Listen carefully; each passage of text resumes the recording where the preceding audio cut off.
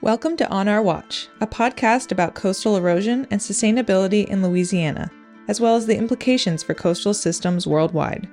My name is Marian Evans. I'm a filmmaker and a producer of the documentary On Our Watch, a feature-length film about Louisiana's coastal land loss crisis. The film's director, Jonathan Evans, and I are proud to produce this podcast series that will continue to explore important coastal issues through conversations with local residents, community leaders, and experts. In this episode, we're speaking with Dani DiIullo. Dani is the Director of Education and Engagement at Louisiana Sea Grant, an extension of the National Sea Grant College program located at LSU. In this position, Dani helps to provide urgently important science education, especially as it pertains to the stewardship of coastal environments and natural resources. And now, our interview with Dani DiIullo. Thank you for joining us today, Dani. So I wanted to start by asking you about how you got into science-based education as a career. Well, I think most of us grow up as kids being scientists. We're curious about where we go, where we live. I grew up in Ohio, and so we played in the creek in the front yard all the time. And that was probably one of my best educations. And so as I got older, I tried to find as many opportunities to be outside to learn. And then I found out that you could do that for a career. And so I've been in the seagrasses in Florida. I've been in the kelp forest in California, the Rocky Intertidal in the Pacific Northwest. And so I've gotten to travel around and see different approaches to doing hands-on outdoor learning.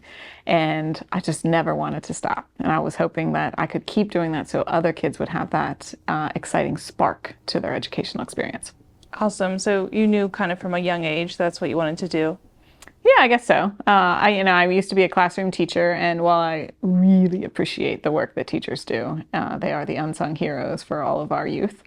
I found that being in a classroom wasn't always something I excelled at. Mm-hmm. And so I was looking for more opportunities to be outside, and when I found them, I tried to just keep building on it and learning more. Right, just following that direction. Mm-hmm. And so what are some of the main issues or subjects that you're working to educate students on in your position at Louisiana Sea Grant? So Louisiana is a very interesting place to live. As I said, I've lived quite a few other places. The challenges that this state faces are quite unique. So I know you've been talking to a lot of people about coastal land loss, and I think it's very important for students to understand the somewhat precarious nature of where we live. But even beyond that, I think of it more almost like water literacy, because as we've seen throughout our time, even just the short period of time in Louisiana, we don't just think about water coming from the Gulf of Mexico like storms. It could also be coming from the river, because we've seen high river flooding years. And it can also be inundation flooding. The rain events that we saw in 2016, I think, were really a wake-up that these issues around understanding our risk and our vulnerabilities with water, potentially with climate, are something that we should all be educated on at every age. One of the things that I hope that I'm able to distill into youth is that they are scientists from a very young age, and they never have to stop. Mm-hmm. They grow up starting to ask questions, and they're curious, they want to explore things, and sometimes they have that disconnect that develops, maybe with just the way the curriculum or the way the materials are presented. Sometimes I worry that we're not taking them outside enough. So they've lost a little bit of that connection, that ability to see themselves as a scientist. So what I try to do in my job, and what I hope that others will see the value in, is when you take those kids outside, that you instill that inspiration again. You let them ask questions. You let them be curious and explore their natural world, because if they're curious and learn about it, they're going to be better prepared for future challenges that they need to address, like coastal land loss, climate, flooding. Yeah. That's interesting. So would you say kind of the main aspect of being a scientist is being curious and asking questions? And when you're talking about it in that way, like a kid can always be a scientist. Yeah, asking questions. Another thing I like to let them know is that they don't always have the answers. And they also, it's okay if they fail, because if you fail, you're still learning. Right. You've moved knowledge forward. You're moving forward. It wasn't the direction that you wanted it to be, but you got something new out of it. And you have a new question, or a new way to ask that question, or a new way not to ask that question. Yeah, that's how you continue discovering. Mm-hmm. In your opinion, what are some of the best strategies or methodologies for getting students engaged in learning about these complex scientific and environmental topics? So one of them, I think, is relevance. It has to be relatable to their everyday life. Many of the schools in the state use scripted curricula now for a lot of their science courses, and they could have examples from, Yosemite or Madagascar or, all these places, sometimes fictitious places. Mm-hmm. And that's great. We should always be learning about the rest of the world, but we should also find a connection to what they know, like what is in their backyard. So, this issue of succession, well, we see this out in the Delta as you are prograding out. It's building new land, mm-hmm. and this is how the habitat changes. Because of the work I do, I try to also make sure that things are hands-on. So we can go out, we can be inquisitive, we can collect data, we can observe things in nature. I think being outside serves as a nice leveler for many students. The ones that I find that struggle a lot in class are the students that can't sit still. Mm-hmm. And those are the kids that are going to thrive outside because they need a place to let out their energy and need a place to let out their curiosity. So when a school bus rolls up and we're at a place and the teachers are like, let me tell you who to be worried about. And I say, pause. Mm-hmm. You tell me afterwards, because that might be the student that surprises you today. That student that struggles in the class because he can't sit still, he's going to be my best helper out in the field because he's going to be that natural scientist I'm looking for. I think one last thing that I like to instill with the groups that I work with is a lot of what we present them with feels very negative. Like things with climate seem awful. Coastal land loss is so fast and rapid. Storms are, rapidly intensifying during hurricane seasons, and it can be scary, mm-hmm. but it can also make them feel that there's not a path forward or a place for them. So I think what I endeavor to do and what other people do really well is to present opportunities of hope or showcase these success stories that we have so that the students can see, like even in their own small world of their school or their home or their classroom, that they can make a difference. They can move it just a little bit. And I think if everybody just tries to move a little bit, we can move a lot. Yeah, that's really cool, like relating it to your own world. That's how you can learn. And we see in the news, there's not as often the stories that are positive and uplifting. And so the students are obviously seeing that in the media that they are presented with. So it's great to show them like, yep, we got this big problem with coastal land loss, but guess what? We have an organization that's addressing it. We also have careers in the future. And those careers are also going to be exported everywhere else in the country mm-hmm. because, well, we are probably on the front lines of coastal land loss. All the other states are not far behind. Yeah. So it's interesting you're talking about, bringing students out into nature, out of the classroom. So what are some of the other benefits to doing that? And what are some examples of trips that you take students on? So my goal is to take as many kids out in the field as I can. And part of what I think our organization is striving to do is showing the value of place-based learning. Like I can go out and tell them like that kid had a great time on a field trip. Mm-hmm. And that's great. But to the administrator or to the teacher who is thinking about the tests they need to take or the school performance scores, that is not as meaningful.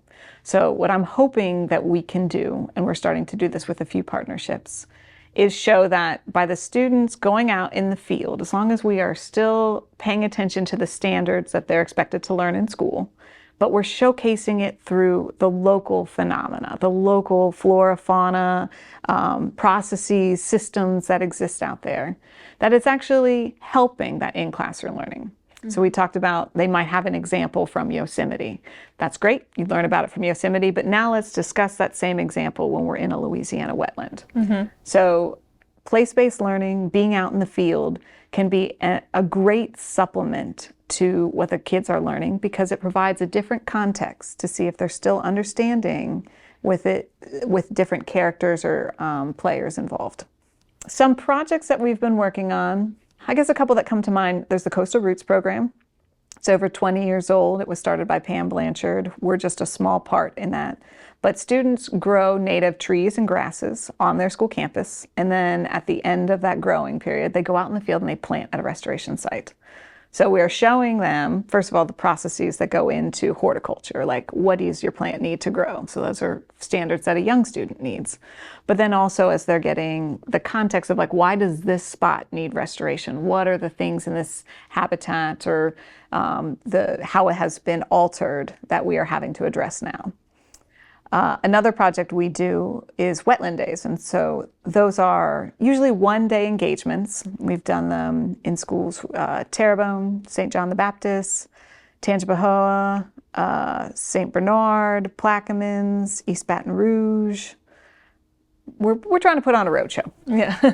We work with the schools. We give them like a menu of offerings. And we say, hey, we want to take a second grade group out from Vermilion Parish. Here are some of the things, the activities we can do out in the field that will, showcase the materials you've been covering in class. So then we take these kids out. We have them do that hands-on, relevant learning that we've been discussing and see if they are making new connections, if they're able to better understand that concept. And so we've been doing that with some funding from the Gulf Research Program and with the young students, especially second to kindergarten to second, we're using pictures to help them see their connections. And so we do a pre and post picture of basically their sense of place and identity with regard to wetland habitats. Very cool. Yeah. I feel like, taking them out into nature, it makes it real. Like It's not just this theoretical thing. Oh, yes. And we find that many times the students' connection with nature can be tenuous. Mm-hmm. We just took a group out from St. Bernard, and every group that we took out on the boat, we asked them, how many of you have been on a boat? And almost every boat trip, at least half the kids had never been on a boat before. Mm-hmm. And these are kids that are surrounded by water. There's water on all sides, the river, the Gulf, bays and bayous that exist all around them. And so there's something really special about being some of those early students' first connection with nature in a supported educational context that I just really appreciate. Yeah. Must be kind of a magical experience. Oh, I love it. I don't know that they all do, but they're very patient with me, especially the teachers. And we were talking earlier before the interview, you work with students of kind of all ages, right? Yep. We are what we consider to be pre-K to gray, meaning that one day of the week I could be out with an elementary school, then I could be out with a bunch of grad students. I could be working with faculty to help translate their research into a lesson plan we could use in school. Sometimes we're out with fishermen. Sea Grant has extension, legal service, research, education, and communications. So within all 5 of those units, we are trying to work with a lot of different populations along the coast. Mm-hmm. So it's refreshing to always have new voices to hear from and also voices to share information with and figure out how we can better adapt our program to the needs of the communities. Right. You're never too old to learn. Absolutely not. So yes, I wanted to ask you about one of the longstanding educational programs here at Sea Grant, which is Ocean Commotion. Mm-hmm. So tell me what that program is all about and what students can get out of it. So Ocean Commotion is a day of chaotic bliss. So we have usually around 60 to 70 exhibitors coming in, and it's basically a coastal showcase. So they come in, they set up in the PMAC, we take it over for the day. And these could be researchers from different universities, they could be agency representatives, they could be student organizations, usually at the universities, but sometimes we also have students from elementary, middle, and high schools come and present. And so over the span of usually about a 6 to 7 hour period, meaning the school day, we have about 2,000 students and teachers come through the PMAC to learn about their coast. We bring the coast to them. And so I love what it does for the students. It's fantastic to watch them, even though it's a very short trip for them, to see some of these animals or organisms or systems for the first time. But I also like the opportunities for the agencies that come and present. So like Louisiana Department of Energy, Louisiana Department of Wildlife and Fisheries, they come in. And so it gives the teachers and also the students an opportunity to see what state agencies are doing and what the work is that they do, exposing them to new careers, but also just the effort that the state is doing in different projects. And then we also have a number of researchers from LSU or other universities come in, and they're showcasing what their labs are doing. And so it's fantastic to watch the researchers get to learn more about how to communicate your science. So in the morning, you could be talking to an 8th grader. In the afternoon, you could be talking to a kindergartner. How do you explain complex things like climate or wetland loss to students that don't have all of that background knowledge that they do? Yeah, that's so interesting. It does seem like it's just a crash course all at once, but that's kind of a cool way to learn. Yep. What are some of the resources that you all provide to other educators in the state who are teaching about the environment? So we work a lot with the K through 12 teachers that are in the classroom teaching right now. So we provide field trip support. We try and work with them to do field trips. We sometimes help them show the value to their administrator who might be reticent. Sometimes it's overcoming some of the simple obstacles, which are often not as simple as I would like them to be. Busing is always a challenge, finding both the funding and the transportation. So sometimes we help schools with those issues. Sometimes it is getting kids on boats and getting the approvals needed to, put a bunch of 6th graders out on boats in a bayou. Yeah. But we want to really expand the teachers' familiarity with these topics. Some of them, like climate and wetland loss, are difficult to teach, especially if you're an elementary teacher, because you teach all subjects. You teach the English language arts, you teach science, you teach math, social studies. So your specialty might not be science, and you might be a little nervous to talk about some of these more difficult, complex problems because you didn't take classes on that in school. So we do a lot of work with teachers trying to make sure they have the most current science so that they can present it. So sometimes it's taking them out in the field with researchers. Sometimes it's helping with lesson plans or activities, designing field trips with them. So all in all, I think we attempt to be allies and partners with educators so that they can hopefully take more students out in the field and share their appreciation with them. So are there any upcoming projects that you're really excited about right now? So I think 2 come to mind. The first, I'll start local. Within the state, as we've mentioned, there has been this shift away from field trips. And as I've said before, like that just breaks my heart. Also, I would have really struggled as a student to have to sit in class every single day and not have those opportunities to go out and learn, especially for our young audiences. The pandemic certainly did not help that. Cut off a lot of the pipelines and existing relationships. But I think there's still reticence, even with teachers and administrators, because there is the concern that we have to teach to these tests. We're a high-stakes testing state. So the performance of students on these tests is often seen as the main driver. And so a field trip is seen maybe as a distraction from that. So we're working with a number of educators across the state. This is a project that's Sea Grant, Ripple Effect based in New Orleans, and then the Louisiana Department of Education have kind of been collaborating on, is to understand what are these barriers that are keeping people from going on field trips. Basically, why are we defaulting to no? Like, is it transportation? Can we fix transportation? Is it concerns about liability? Okay, what are the concerns? Is it the concerns about the testing? Can we show the value of place-based learning that supports in-classroom instruction? So that project, it's called the Collective Impact. And so it's a bunch of us that are trying to push this forward to figure out what are those barriers, and then also identify the opportunities to hopefully address them. The second, to take it a little bit broader still, is none of the states in the Gulf of Mexico region have the same science standards. None of them adopted what's called the next generation science standards. Louisiana tweaked theirs, everybody kind of put their own spin on it. So since nobody has the same science standards, it's very difficult to collaborate across states. But as we know, we're a Gulf region, we have many of the same challenges. And it would be nice to have more of these partnerships that can span across the state borders. And so we're working with the Gulf of Mexico Alliance, or GOMA, on a project where we are going to hopefully build out what we're calling the Gulf of Mexico literacy principles.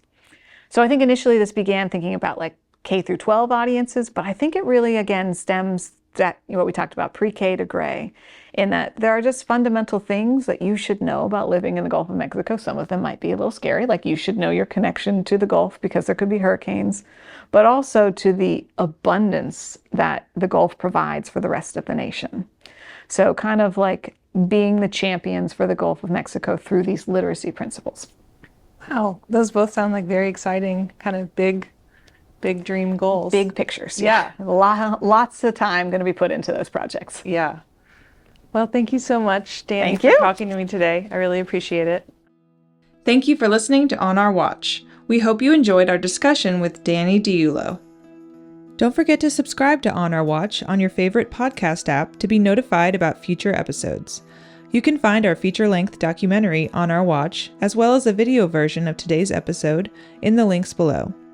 Thank you for tuning in, and we'll be back with another episode next week.